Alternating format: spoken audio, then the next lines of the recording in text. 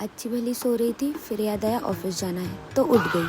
फिर आ गई ब्रश करने, लेकिन फिर भी दांत पीले ही थे। और फिर घर से निकल के मजदूरी करने आ गई और मजदूरी करते करते थक गई तो ऑफिस में ही सो गई।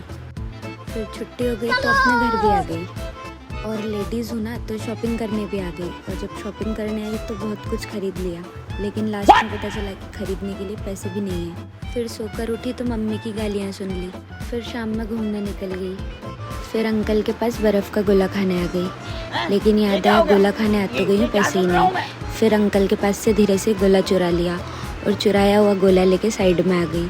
और फिर इस चुराए हुए रबड़ी गोले को मैं ऐसे खा रही थी जैसे बरसों से कुछ खाने को नहीं मिला। फिर घर आ गई, लेकिन उसके पहले ये सिग्नल क्रॉस किया, फिर घर आई। और फिर ज़्यादा कुछ नहीं, यहाँ थोड़ी सी स्टाइल मारी। फिर कानों में अपने झुमके पहने थे, उसको खोला। और मेरे घर वालों की तरह अब तो मैं भी अपने कपड़ों से परेशान हो गई हूँ, क्योंकि इनको रखने के लिए अब मुझे जगह ही नहीं मिलती है, इतने सारे जो हो गए।